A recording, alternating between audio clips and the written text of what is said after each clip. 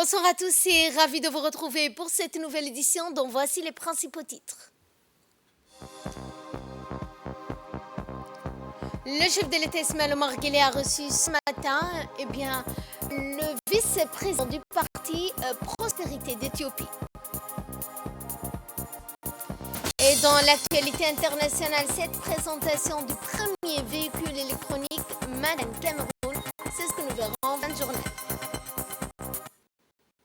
C'était les titres. Place au développement. Le président de la République, Ismaël Omar Guelleh, a reçu ce matin au Palais de la République une délégation éthiopienne conduite par le vice-président du parti Prospérité éthiopien, M. Adam Farah, qui a remis au président de la République un message écrit. Au menu de discussion entre le chef de l'État et le vice-président du parti éthiopien, plusieurs sujets d'intérêt commun, dont notamment l'état des relations d'amitié et de coopération entre les deux pays et les deux peuples, ainsi que les voies et moyens de les promouvoir et de les développer davantage. Les discussions ont ensuite été étendues à la question du barrage Gerd, où la République de Djibouti encourage un dialogue entre les trois pays en vue d'arriver à un compromis pour partager de manière équitable les eaux du Nil. L'audience entre le président de la République et la délégation éthiopienne servit également de cadre à l'évocation d'échanges commerciaux à l'identification des stratégies nouvelles en vue de mettre en place un mécanisme et une collaboration solide entre les deux pays dans plusieurs secteurs, dont notamment le secteur du transport logistique, économique, les douanes, les échanges commerciaux entre les deux pays. Et pour plus ample explication, suivant le compte rendu du porte-parole du gouvernement Mahmoud Ali Youssouf à l'issue de cette audience avec le chef de l'État. Éthiopienne qui a été reçue en audience par le président de la République ce matin était conduite par l'honorable Adam Farah, qui, comme vous le savez, est le vice-président du Parti de la Prospérité. Il était accompagné par le ministre délégué éthiopien des Affaires étrangères ainsi que l'ambassadeur Berhanu Tsegaye. Cette visite s'inscrit, comme d'habitude, dans le cadre des consultations que les deux pays entretiennent et mènent sur des questions d'intérêt commun. Récemment, Djibouti avait reçu une délégation de haut niveau du ministre du Transport éthiopien pour discuter des questions de la route, de la douane et surtout également évoquer le problème que les concitoyens djiboutiens auxquels ils étaient confrontés lorsqu'ils traversaient la frontière avec leurs véhicules. Ce problème a été réglé maintenant et donc les Djiboutiens, les estivants comme les commerçants peuvent avoir accès au territoire éthiopien sans qu'ils aient des obstacles, liés des obstacles ou des contraintes liées au dépôt d'une caution, etc.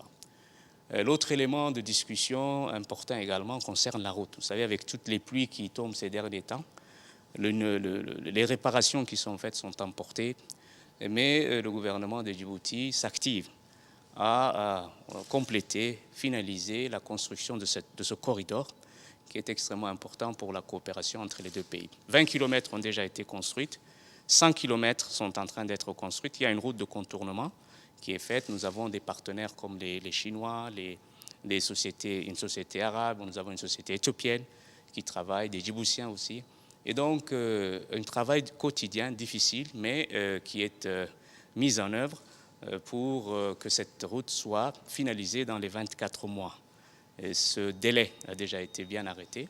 L'autre élément important qui a été évoqué dans le cadre de cette rencontre, c'est les problèmes qui se situent au niveau du barrage du Gerd. Mais comme vous le savez, Djibouti a toujours appelé à ce qu'il y ait un dialogue entre les trois parties. Les pays donc riverains du Nil sont au nombre de 11, mais la problématique se pose maintenant entre l'Éthiopie, qui est le pays source, à la source du Nil, et puis les pays qui sont donc les pays du delta ou de transit de ces eaux du Nil, comme le Soudan, etc. Et donc une discussion toujours franche pour dire que la position de Djibouti est toujours très claire. On veut que les trois pays puissent continuer à dialoguer, arriver à un compromis et discuter de la façon d'arriver justement à un avantage partagé de ces eaux du Nil, et je crois qu'ils peuvent y arriver. Et cela, je crois que c'est les conseils, les encouragements que nous apportons aux trois pays. Enfin, il y a toujours la question des douanes. les trafics, les contrebandes, etc. Là aussi, les deux services de douane ont commencé à travailler vraiment sérieusement sur ces questions-là. Il y a eu des réunions récemment à Djibouti. Je crois que là aussi, il y a des mécanismes qui sont mis en place pour, je dirais, juguler ce trafic, le contrecarrer et essayer de trouver rapidement des solutions dans les zones à la frontière qui constituent les brèches à travers lesquelles les trafiquants donc, font passer du khat et des cigarettes. Voilà globalement des discussions qui ont été donc menées ce matin par la délégation éthiopienne avec donc le président de la République.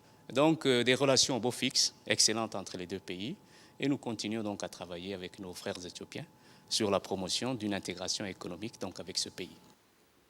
Dans l'actualité également, le président de l'Assemblée nationale Dileta Mohamed Dileta a participé aux travaux de la 14e conférence des présidents de l'Assemblée de la région Afrique. Cette assemblée s'est déroulée du 3 au 4 avril 2023 en Côte d'Ivoire. Le président de l'Assemblée nationale était accompagné d'une importante délégation dont des députés membres de l'Assemblée francophone. Cette 14e conférence des présidents était l'occasion pour les leaders parlementaires africains de l'APF d'évoquer une série de sujets sensibles, notamment les questions politiques, la situation sécuritaire dans un certain nombre de pays africains en marge de ces assises.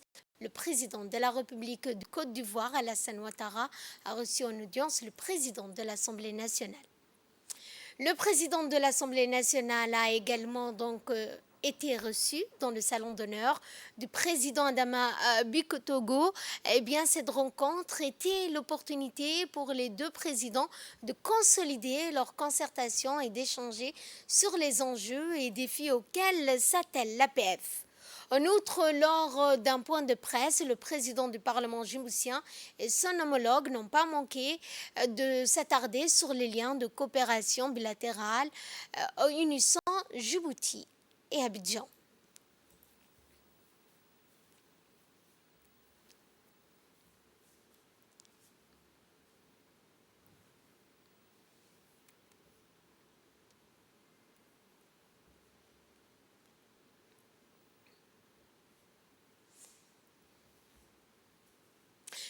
Retour à Djibouti où le ministre des Affaires musulmanes a participé à la cérémonie de remise du prix du concours coranique organisé par l'école saoudienne dans le cadre des activités marquant du mois béni du Ramadan. Les gagnants ont reçu le prix du main de l'ambassadeur des serviteurs de l'UE5, Faisal Ben Sultan Al-Qabani. Le ministre a notamment été accueilli chaleureusement par l'ambassadeur, le chargé d'affaires de l'ambassade, le directeur de l'école saoudienne, ainsi que d'autres hauts responsables invités. Le directeur de l'école saoudienne, Saleh Al-Qabandi, a exprimé sa gratitude au ministre pour avoir honoré de sa présence la cérémonie de remise des prix aux lauréats. Il a indiqué, entre autres, que les participants au concours ont été classés en 4 catégories en fonction de leur niveau. La mémorisation du Coran, la mémorisation complète, les 20 chapitres, les 15 chapitres et les 10 chapitres. Les 5 premiers participants de chaque catégorie ont reçu le prix des mains du ministre qui les a félicités et les a encouragés également et encouragé leur dévouement à mémoriser le Saint-Coran.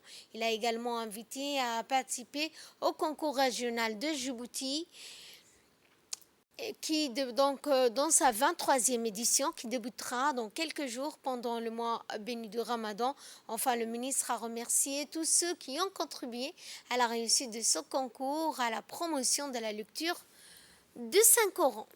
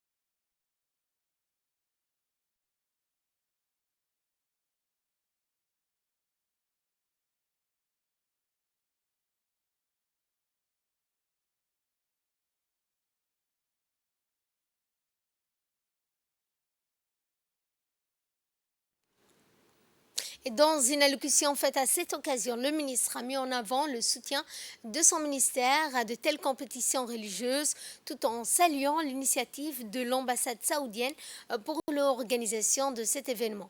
Il a souligné également que les participants sont issus des écoles privées et des centres de mémorisation du Saint-Coran, peut aider à découvrir des jeunes talents et de mettre en lumière l'intérêt grandissant pour la mémorisation du livre saint d'Allah, parmi eux des jeunes filles et des jeunes garçons. Et dans notre dossier de ce 22h, nous allons voir le fonctionnement du Parlement de l'enfant, institution qui leur est dédiée.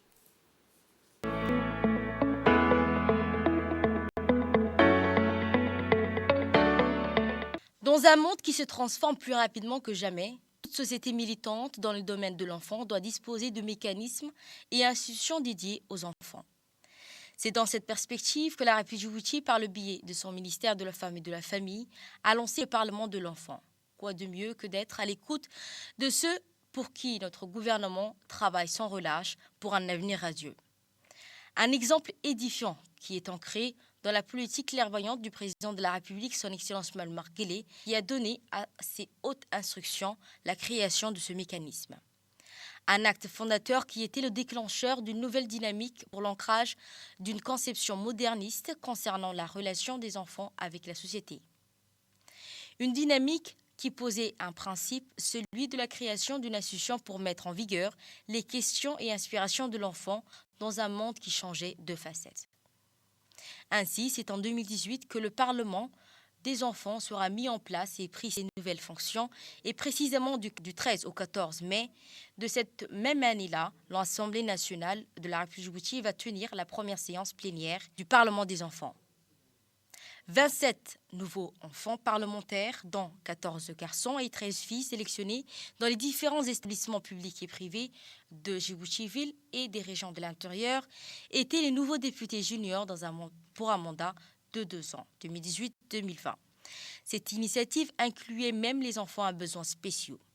Un événement qui prenait ses fondations de ce que les valeurs de la démocratie et de la citoyenneté ont de plus noble. Une idée nouvelle, approuvée par tous, et fera son chemin au fil du temps. Dans cela, il est important que ce Parlement puisse jouer pleinement un rôle de catalyseur, celui de participer à la préparation de nouvelles générations. Partant de leur rôle effectif comme partenaires principaux dans le développement national à travers la maîtrise de la chose publique locale. Étant entendu que, pour eux, la culture des droits de l'enfant constitue la base de conduite pour les enfants sans discrimination et que cet exercice de culture quotidien qui exige la spontanéité et l'objectivité à tout instant.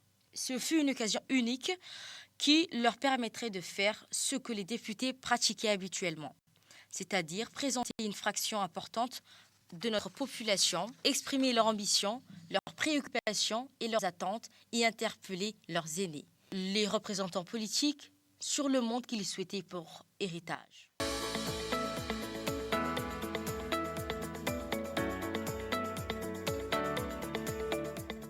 Élus pour un mandat de 2 ans, les 27 premiers enfants parlementaires furent remplacés par de nouveaux pour la session 2021-2023 lors d'une session de vote qui s'est tenue à l'Union nationale des femmes djiboutiennes. Pour une meilleure synergie avec leurs frères du monde arabe, 4 des nouveaux enfants parlementaires élus pour une durée de 2 ans, 2021-2023, ont été choisis dont Fahmi Abdurrahman Ahmed, Fatouma Ahmed Hassan, Yaroub Mohamed Hamed et Radia Ahmed Mohamed pour participer à la 4e réunion de la 2e session du Parlement arabe des enfants 22 au 30 juillet 2022 organisée à Sharjah. 17 pays arabes dans la République Djibouti ont assisté aux travaux de la 4e réunion. Chaque pays arabe était représenté par 4 enfants, toujours 2 garçons et 2 filles, sous le thème de la culture de la sécurité alimentaire. Ces enfants parlementaires ont appris à écouter ce que dit l'autre, à respecter son opinion, à dialoguer et échanger leurs idées sans recours à la violence, ni à la haine, ni à l'exclusion. Ces enfants parlementaires aujourd'hui connaissent les règles qui régissent la vie d'une société démocratique et organisée basée sur les droits, mais également ses obligations. Sachant que la pratique de la démocratie, comme toutes les activités humaines, a besoin de règles qui soient pratiquées et respectées. Ces enfants parlementaires connaissent que le respect des procédures démocratiques est un exercice quotidien, un exercice démocratique permanent, et la pratique de la démocratie a besoin aujourd'hui de femmes et d'hommes honnêtes qui pensent à servir les intérêts communs.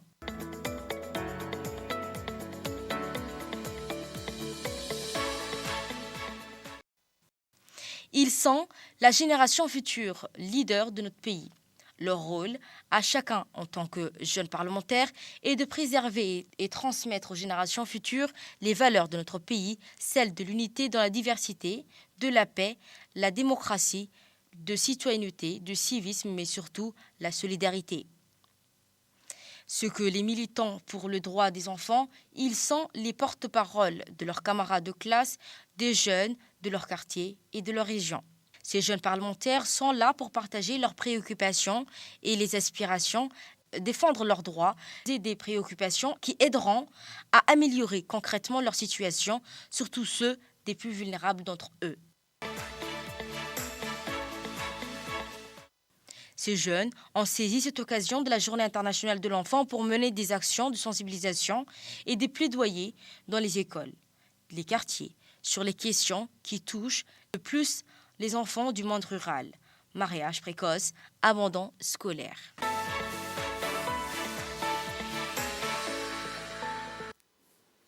Et dans le reste de l'actualité, dans le cadre du projet Jouer pour apprendre, organisé par l'USAID et mis en œuvre par Mott MacDonald, s'est clôturé hier après-midi au Sheraton Hotel.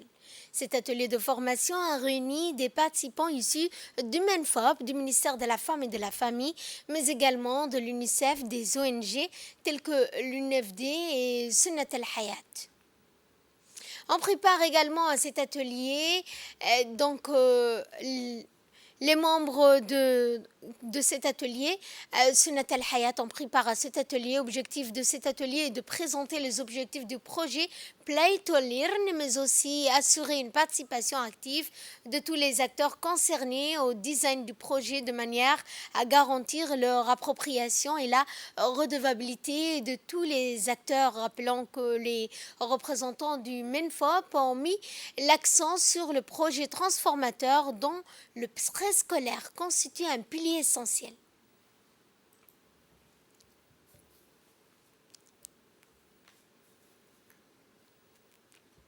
On parle de la petite enfance, c'est-à-dire ça va être un projet qui va porter sur 4 ans et qui va porter sur la petite enfance de 3 à 6 ans. Donc on est en train de faire un plan d'action. D'abord, il y aura un plan qui va se faire pour une première année, qui va porter de mai à septembre. Donc ce sera sur des activités qui vont porter sur 5 à 6 mois et des activités pour déblayer déjà le terrain pour le projet qui va être entamé juste après le mois de septembre. C'est-à-dire après, on va lancer d'autres activités. À chaque fois, on sera obligé de se réunir, de proposer des activités dans ce sens afin qu'on puisse avancer dans le plan d'action qui portera sur ce projet-là sur 4 ans avec l'USAID. La ville de Té vit donc au rythme du béni du Ramadan. Ainsi, les habitants de Dikil se retrouvent des mosquées pour rompre le jeûne du mois béni du Ramadan autour d'un iftar collectif. Après la rupture du jeûne, c'est au tour de la prière du soir de permettre aux Dikilois d'effectuer la prière du Tarawih. Les participants de ces manifestations religieuses ont expliqué que ces moments de prière collectifs sont organisés pour servir d'exemple.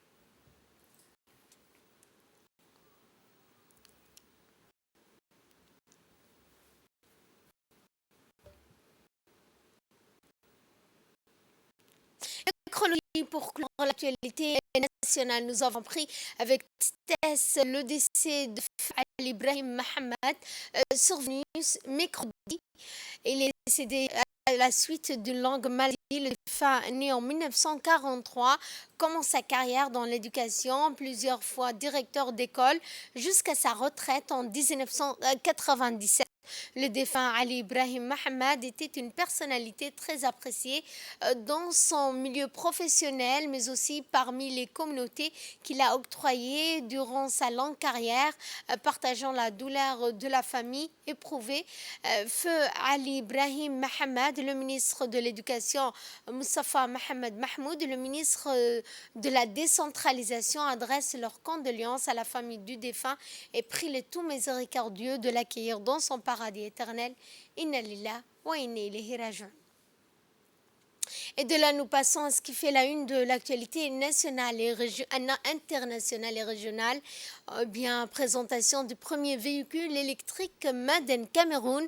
Deli Nganou, jeune ingénieur camerounais en électromécanique, vient de fabriquer un véhicule électrique de 3 places Made in Cameroun, monté sur 3 roues, tiré par un moteur de 15 kW, alimenté par une batterie hybride de 10 kW. Ce véhicule a une autonomie de 100 km et est considéré comme une véritable innovation dans l'industrie automobile africaine. Pour la construction de ce véhicule, Daryl a dû allier savoir-faire de l'ingénierie mécanique locale à des pièces électroniques fabriquées en Chine. Évoluant sur fonds propres, le jeune Daryl sollicite l'aide des pouvoirs publics pour parfaire son travail et booster ainsi la production afin de couvrir la demande nationale si besoin international. Et c'est sur ce point que ce journal touche à sa fin. Merci à vous de l'avoir suivi. Excellent week-end à toutes et à tous.